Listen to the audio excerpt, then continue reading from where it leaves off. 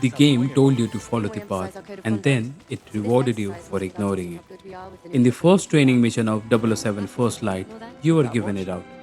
A flag, a simple objective. Go here, do this, mission complete. Except one player who didn't. They ignored the route entirely, found another way through the course, reached the flag from the opposite side, and the game still said, mission complete. Which raises a strange question. Why would a training mission reward disobedience? And even a stranger one. Why does the tiny moment tell you almost everything about Chapter 1? Because Chapter 1 barely looks like a Bond game. Nobody's dangling from a helicopter, nobody's driving an Aston Martin through a collapsing city, nobody's introducing themselves with a laser pointed at someone important. Instead, Bond walks into an office and gets told that he's not ready. That's the entire setup. A man who just survived Iceland, a man who should be celebrating, a man who probably expects applause but walks into MI6 and gets treated like a trainee. It's one of the least explosive chapters in the game, and somehow it might be one of the most interesting because the game isn't asking whether Bond can survive. We already know he can. It's asking something much harder. Can Bond be controlled? The opening hours of most origin stories follow a familiar pattern. The hero discovers their potential, the hero proves themselves, the hero earns their place. Chapter 1 does something different. Bond has already proven himself. That's the problem. MI6 isn't looking at a recruit. They are looking at someone who acts first and explains later. Someone who survives situation he probably shouldn't survive. Someone who gets result. But nobody is completely sure how. And institutions don't love people like that, especially intelligence agencies. M doesn't greet Bond like a finished agent. She greets him like an unfinished work. The other recruits are already ahead. They have been training longer. They understand the system. They know the rules. Bond doesn't. And the game makes sure he feels it. For maybe the first time, Bond is a person trying to catch up, not the person everyone else is chasing. What's interesting in the chapter is that it introduces people the same way it introduces the training mission, not with explanations, with questions. Take Moneypenny. Most games would tell you exactly what role she serves. Instead, the interesting thing about her is how quickly she keeps up with Bond. The conversations feel less like briefings and more like two people testing each other. Then there is Q, who makes one of the funniest first impressions in the game because he hands Bond the Q1 and almost immediately look like he has made a mistake.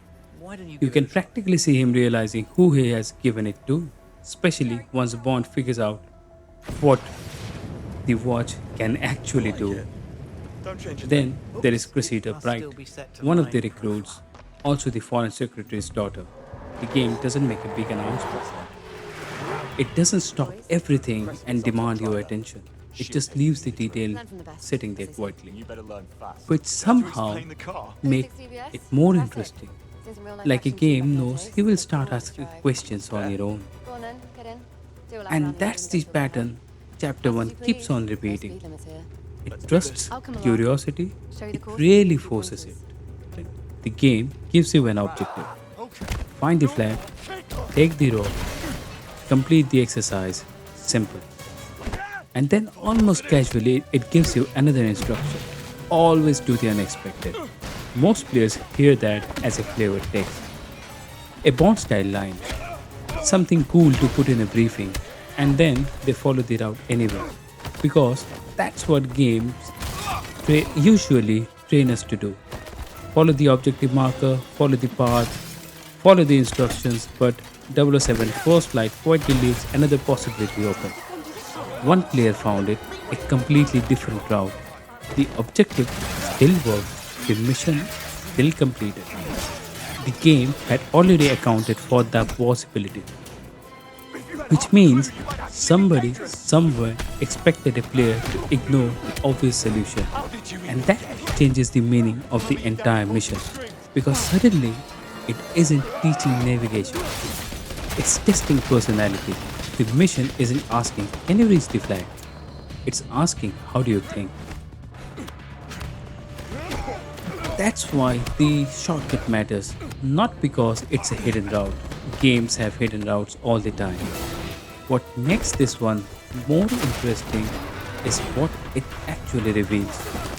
Chapter 1 keeps putting Bond in situations where the obvious answer conflicts with Bond's answer. The institution wants consistency. Bond survives through instinct. The institution wants procedure. Bond improvises. The institution wants predictability. Bond is many things. Predictable is not one of them. And the game understands that. The training mission understands that. Even the gadgets understand that. That Q watch in this chapter can set a motorbike on fire, which is such an absurdly Bond solution to a problem that it almost feels like a joke. But it's also revealing because every part of chapter 1 keeps returning to the same tension. MI6 wants Bond to fit into a system. Bond succeeds because he doesn't. And the game refuses to solve the contradiction immediately. Instead, it turns the contradiction into a story. That's why this chapter feels different. Most origin stories ask, how does someone become the hero?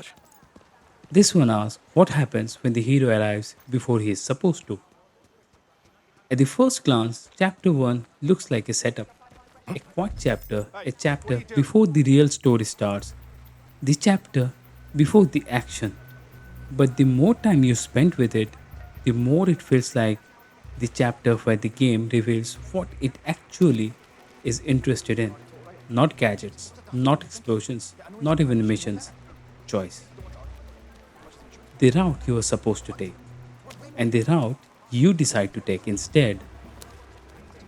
That player who grabbed the flag from the wrong side wasn't breaking the mission. They were answering a question, the same question the entire chapter is asking. Can Bond become a part of the system? Or is the reason he succeeded is the exact reason he will never fully belong there? Chapter 1 doesn't answer that, not yet. But the fact that it's already asking what it makes it interesting. And we are only getting started. Most games tell you what to do. The interesting ones teach you how to think. If that's the kind of analysis you enjoy, consider subscribing. There is a lot more hidden inside First Light. What are you waiting for? Get the flag. What the? Leave it.